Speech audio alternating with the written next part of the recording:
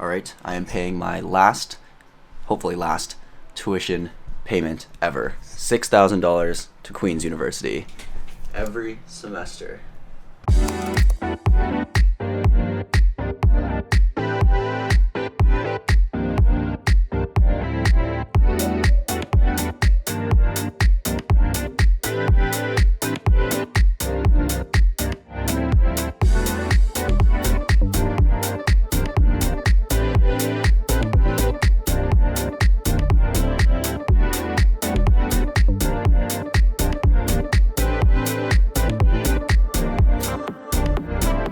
Okay, so photography. So when I first picked up a camera all the way back in high school, something that I did a lot was go out and take photos. And I would do that with my friends. We would go out a lot and just shoot. We weren't really shooting anything crazy, but we were just shooting and taking photos of random things. Over time, as I kept doing that, I kind of realized that I liked making videos more. So now that's kind of landed me to this, where we're at right now. But photography has always been something that I've loved, and especially during the COVID lockdown days where, where I lived, it wasn't like a true lockdown. You were allowed to go outside, but you weren't actually allowed to hang out with people. So I spent a lot of time just walking around like the empty, abandoned streets of the city, and also just like nature by myself, taking photos. So even though, to be honest, I don't really consider myself a photographer and also not that great at one, I still have like a soft spot for taking photos because it's just one of those things that I used to do so much, and I kind of wish I did more. Now, specifically film photography, now that's something that's like super cool. And in my experience with film photography, I've only shot 2 actual rolls. One was on my friend's SLR. I think it was like an Olympus something. Not exactly sure, but that was super fun. Everything was manual focus, manual settings. And then a second one was on this Nikon point and shoot, which didn't actually end up getting developed, so I don't actually know what those photos look like. It was pretty sad. I did my entire 2022 summer on that camera, and I tried to develop it in October, and the guys told me that there's something went wrong, something corrupted, I guess, in the film roll. Realistically, I think that I didn't wind it correctly, so I was basically just exposing the same image over and over again, so I never actually got to see those images. But in the summer, my sister gave me this camera, which isn't that camera that I'm talking about. This is like a new old film camera. It's by Kodak, and it's not an old camera. Like, these are being manufactured as we speak, and you can go buy this at like Walmart. But my sister gave it to me because she no longer uses it, and I was like, sure. I mean, maybe I'll give it another try. I haven't shot a roll of film in almost 3 years now, so this will be kind of exciting.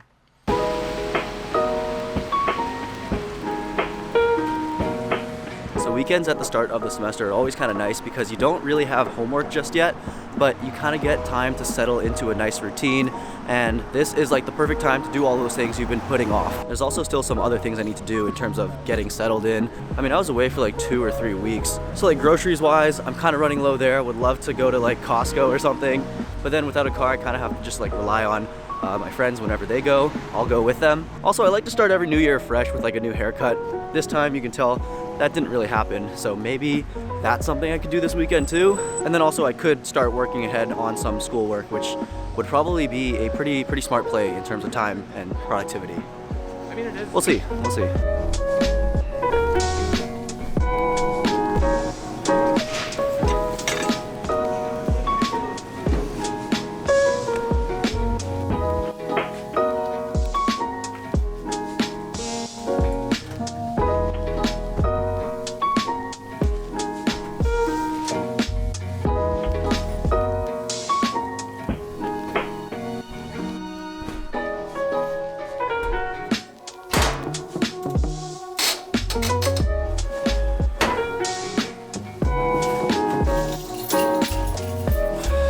So I realized over the break that my room kind of sucks. For the amount of time that I spent in this room editing, doing homework, I don't think I put enough effort into actually making it like a nice, comfortable, relaxing, and I guess productive space. With that being said, I went onto Amazon last night at like 11 and placed an order for a lamp.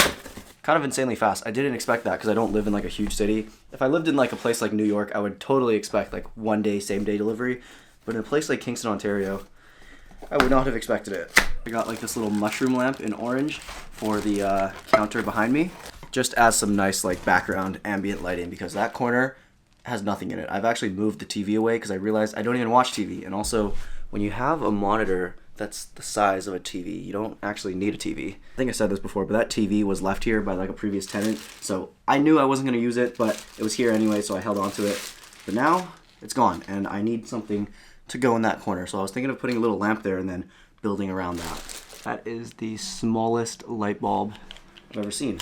Another part of me also doesn't want to sink too much time into decorating the space because my lease ends in like 4 months here. Correct. Get this going.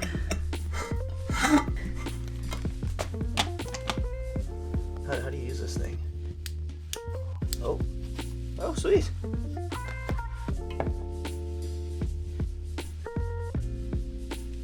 I mean, it looks all right back there. I mean, the whole area obviously could use a little bit of a makeover, but it's kind of dim. Maybe I'll buy a new light bulb. I've never heard of this size of light bulb though. LED G9s. I'm like 50-50 buyer's remorse on this purchase so far, but we'll give it a few more days.